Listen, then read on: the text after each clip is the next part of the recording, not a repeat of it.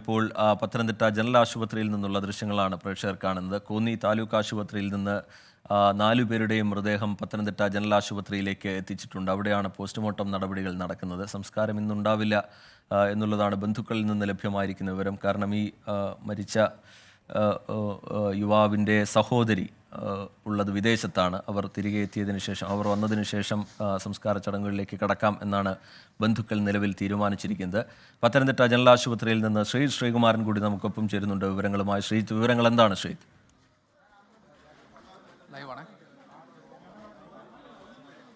Postmortem നടപടിക്രമങ്ങൾ പുരോഗമിക്കുകയാണ്. അല്പസമയം മുൻപാണ് മത്തായി ഈപ്പൻ്റെ മൃതദേഹം ഇവിടെ നിന്ന് പുറത്തേക്ക് ഇറക്കിയത്. 4 മൃതദേഹങ്ങളും ഏതാണ്ട് ഒരു 1.5 മണിക്കൂർ മുൻപ് ഇവിടേക്ക് എത്തിച്ചിരുന്നു. അതിൽ മത്തായി ഈപ്പൻ്റെ മൃതദേഹത്തിൻ്റെ പോസ്റ്റ്മോർട്ടം മാത്രമാണ് പൂർത്തിയായിട്ടുള്ളത്. രണ്ടാമത്തെ മൃതദേഹം പോസ്റ്റ്മോർട്ടം നടപടിക്രമങ്ങൾ നടന്നുകൊണ്ടിരിക്കുകയാണെന്നാണ് മനസ്സിലാക്കുന്നത്. അത് ബിജു ജോർജിൻ്റെ മൃതദേഹമാണ്. അതിനുശേഷമായിരിക്കും നിതിൻ്റെ പ്രിയതമ അനുവിൻ്റെയും മൃതദേഹം പോസ്റ്റ്മോർട്ടം കഴിഞ്ഞ് പുറത്തേക്ക് ഇറക്കുക. നേരെ കൊണ്ടുപോകുന്നത് ഇടത്തട്ടയിലെ സ്വകാര്യ മൊബൈൽ മോർച്ചറിയിലേക്കാണ്. അവിടെ ഫ്രീസറിൽ മൃതദേഹം സൂക്ഷിക്കും. ഇടത്തിട്ടയിലെ ആശുപത്രിക്ക് ഒരു മൊബൈൽ ഫ്രീസർ യൂണിറ്റ് ഉണ്ട്. അവിടെയായിരിക്കും സൂക്ഷിക്കുക. അതിനുശേഷം തൊട്ടടുത്ത ദിവസമായിരിക്കും, നാളെ എന്തായാലും സംസ്കാരം നടക്കാനുള്ള സാധ്യതയില്ല എന്ന് ബന്ധുക്കൾ പറയുന്നു. കാരണം ഇരുവരുടെയും ബന്ധുക്കളൊക്കെ വിദേശത്തുണ്ട്. നിതിൻ്റെ സഹോദരി ഭർത്താവും വിദേശത്താണ് ഉള്ളത്. അതുപോലെ തന്നെ ഈ പള്ളിയുടെ ഇവർ ഒരേ ഇടവകക്കാരാണ്. ഈ പള്ളിയുടെ വികാരിയും അവിടെ തന്നെയാണുള്ളത്. സ്വാഭാവികമായി ഇപ്പോൾ ആ മൃതദേഹം മത്തായി ഈപ്പൻ്റെ മൃതദേഹം വഹിച്ചുകൊണ്ടുള്ള ആംബുലൻസ് ഇപ്പോൾ ഇടത്തിട്ടയിലെ മോർച്ചറിയിലേക്ക് പോകുന്ന കാഴ്ചയാണ് കാണുന്നത്. ഇവിടെയും ബന്ധുക്കൾക്ക് ഒരു നോക്ക്, നാട്ടുകാർക്കും അതുപോലെ തന്നെ ഉറ്റവർക്കും ഒരു നോക്ക് കാണാനുള്ളൊരു അവസരം ഒരുക്കിയിരുന്നു. അതിനുശേഷം അവിടെ ഫ്രീസറിൽ സൂക്ഷിക്കും. പിന്നീട് എപ്പോഴാണ് സംസ്കാരം എന്നതിനെക്കുറിച്ചുള്ളൊരു വ്യക്തത കുറച്ച് സമയങ്ങൾക്ക് ശേഷം വരും. എന്തായാലും നാളെ ഉണ്ടാകില്ല എന്ന് തന്നെയാണ് ഈ ഒരു ഘട്ടത്തിൽ നമ്മൾ മനസ്സിലാക്കുന്നത്. നിരവധി ആളുകൾ, അവരെ അറിയുന്ന നാട്ടിലെയും അതുപോലെ തന്നെ ദൂരദേശങ്ങളിൽ നിന്നൊക്കെയുള്ള നിരവധി ആളുകൾ ഇപ്പോൾ ഈ ആശുപത്രി പരിസരത്തേക്ക് എത്തിച്ചേർന്നിട്ടുണ്ട്. 4 ആംബുലൻസുകൾ നേരത്തെ തന്നെ സജ്ജമാക്കി നിർത്തിയിരുന്നു അങ്ങോട്ട് കൊണ്ടുപോകാനായി. എന്തായാലും ബന്ധുക്കൾ പറയുന്നത് ഈ പറയുന്നത് പോലെ ഈ വിഷയത്തിൻ്റെ അന്വേഷണം വേണമെന്നൊക്കെ ബന്ധുക്കൾ അനൗദ്യോഗികമായി പറയുന്നുണ്ട്. പരാതി നൽകാനുള്ളൊരു നീക്കം അവരുടെ ഭാഗത്തുനിന്നുണ്ട് എന്ന് നമ്മൾ മനസ്സിലാക്കുന്നു. എന്തായാലും ഈ ഒരു ഘട്ടത്തിൽ ആ കാര്യങ്ങളൊക്കെ, സംസ്കാര ചടങ്ങുകളൊക്കെ പൂർത്തീകരിച്ചതിന് ശേഷം ബന്ധുക്കളെല്ലാം വിദേശത്തു നിന്നൊക്കെ വന്നതിന് ശേഷം മാത്രമേ അക്കാര്യത്തെക്കുറിച്ചൊരു തീരുമാനമുണ്ടാവുകയുള്ളൂ. ഇനി ബിജു ജോർജിൻ്റെ മൃതദേഹം അല്പസമയത്തിനകം തന്നെ പുറത്തേക്ക് എടുക്കുമെന്നാണ് നമ്മൾ ഈ ഒരു ഘട്ടത്തിൽ മനസ്സിലാക്കുന്നത്. സ്വാഭാവികമായി അത്തരത്തിൽ ആ ഒരു മൃതദേഹം പുറത്തേക്ക് ഇറക്കി കഴിഞ്ഞാൽ പിന്നീട് നിതിൻ്റെയും തുടർന്ന് അനുവിൻ്റെയും മൃതദേഹങ്ങൾ പോസ്റ്റ്മോർട്ടത്തിന് ശേഷം ഈ മോർച്ചറിയിലേക്ക് മാറ്റുന്ന ഒരു സാഹചര്യം ഉണ്ടാവും.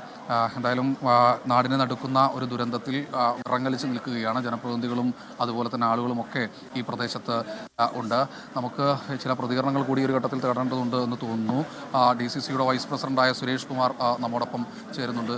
തീർത്തും ഞാൻ രാവിലെ ആദ്യം പോകുമ്പോൾ കാണുന്ന കാഴ്ച സുരേഷേട്ട കരളെ ലയിപ്പിക്കുന്നായിരുന്നു. കാരണം വെട്ടിപ്പൊളിച്ചൊക്കെയാണ് എടുത്തുകൊണ്ടിരിക്കുന്നത്. ഈ റോഡ് നിർമ്മാണത്തിലെ അശാസ്ത്രീയതയും ഒക്കെ ആളുകൾ ഇങ്ങനെ ചൂണ്ടിക്കാണിച്ചുകൊണ്ടേ ഇരിക്കുന്നുണ്ട്. മാത്രമല്ല സൈൻ ബോർഡുകൾ സ്ഥാപിച്ചിട്ടില്ല, റോഡ് നിർമ്മാണം പൂർത്തിയായിട്ടില്ല, വാഹനങ്ങളുടെ അമിത വേഗത. എന്നാണ് ഇതിനൊരു പരിഹാരം ഉണ്ടാവുക? സത്യം പറഞ്ഞാൽ ഗവൺമെൻറ് ഇക്കാര്യത്തിൽ പ്രത്യേകമായി ശ്രദ്ധിക്കേണ്ടതാണ്. ഇപ്പോൾ കേരളം മൊത്തം നോക്കുമ്പോൾ കഴിഞ്ഞ ദിവസം ഉണ്ടായ പാലക്കാട്ടുണ്ടായ അപകടം, റോഡ് നന്നായി, പക്ഷേ റോഡുകൾ നന്നാകുന്നു, പക്ഷേ റോഡ് സുരക്ഷയ്ക്കും വാഹനങ്ങളുടെ വേഗത നിയന്ത്രിക്കാനും മറ്റുള്ള കാര്യങ്ങളുമൊക്കെയുള്ള ക്രമീകരണം ചെയ്യാനും ഒന്നും തയ്യാറാകുന്നില്ല. അതോടൊപ്പം തന്നെ അശാസ്ത്രീയമായിട്ടാണ് പല റോഡുകളും നിർമ്മിച്ചിരിക്കുന്നത്. കാരണം ഒരു വാഹനം പോകുമ്പോൾ ആ വാഹനം സ്പീഡ് കൂടുമ്പോൾ ഉണ്ടാകുന്ന വളവുകൾ, തിരിവുകൾ, ഇതൊന്നും പലപ്പോഴും പല സമ്മർദ്ദങ്ങളെ തുടർന്നും പലപ്പോഴും നോക്കാറില്ല. ഇപ്പോൾ തന്നെ പുനലൂർ മൂവാറ്റുപുഴ റോഡ് തന്നെ പല ഭാഗങ്ങളിലും വീതി കുറയ്ക്കുന്നു, വീതി കൂടുന്നു, അങ്ങനെ പല ശരിമുക്കിൽ കൊടും വളവാണ്. അവിടെയാണ് ഒരാളെ ഇടിച്ച് തെറിപ്പിക്കുന്ന ഒരു സാഹചര്യം വരെ ഉണ്ടായത്. അത്തരത്തിൽ വളവുകൾ പോലും കൃത്യമായി ചെയ്യാൻ നോക്കുന്നില്ല. കാരണം അത് പല ആളുകളുടെയും സമ്മർദ്ദത്തെ തുടർന്നാണ് ഉണ്ടാകുന്നത്. ഇങ്ങനെയൊക്കെയുള്ള പല സാഹചര്യങ്ങൾ കൊണ്ടാണ് ഈ അപകടങ്ങൾ ഉണ്ടാകുന്നത്. അപ്പോൾ ഗവൺമെൻറ് ഇക്കാര്യത്തിൽ പ്രത്യേകമായ ശ്രദ്ധ പുലർത്തുകയും മേലിൽ ഇത്തരത്തിൽ അപകടങ്ങൾ ഉണ്ടാകാതിരിക്കാൻ വേണ്ടി ശാസ്ത്രീയമായി പഠിച്ച് ഈ കാര്യങ്ങൾ ചെയ്യണം എന്നുള്ളത് എൻ്റെ അഭിപ്രായം. തീർച്ചയായും അദ്ദേഹം DCCയുടെ വൈസ് പ്രസിഡൻ്റാണ്, കോൺഗ്രസിൻ്റെ പ്രമുഖ നേതാവാണ്, സുരേഷ് കുമാർ നഗരസഭയുടെ കൗൺസിലറാണ്. അദ്ദേഹം പറഞ്ഞതുപോലെ ഈ ഒരു അവസരത്തിൽ ഇത്തരം അപകടം നടക്കുമ്പോൾ മാത്രം ഒരു വിമർശനം ഉന്നയിക്കുകയല്ല. കാരണം നിരവധി തവണ നമ്മളടക്കം, നമ്മുടെ പൊതുജനം കഴുതയല്ല സാർ എന്ന പരിപാടിയിലടക്കം നിരവധി തവണ ഈ പ്രദേശങ്ങളിലേക്ക് പുനലൂർ മൂവാറ്റുപുഴ റോഡിലെ അപകടങ്ങളെക്കുറിച്ച് മാത്രമാണ് നമ്മൾ വാർത്തകൾ നൽകിക്കൊണ്ട് ഇരിക്കുന്നത്. സ്വാഭാവികമായി അതൊക്കെ നിരവധി തവണ പറഞ്ഞിട്ടും അധികാരികളുടെ ഭാഗത്തുനിന്ന് സൈൻ ബോർഡുകൾ സ്ഥാപിക്കും. നേരത്തെ KU ജനീഷ് കുമാർ MLA സംസാരിക്കുമ്പോൾ പറഞ്ഞ റോഡ് ശ്രീകുമാരൻ പത്തനംതിട്ട ജനറൽ ആശുപത്രിയിൽ നിന്നുള്ള വിവരങ്ങൾ, പ്രതികരണങ്ങൾ പങ്കുവെച്ചുകൊണ്ടിരിക്കുകയാണ്.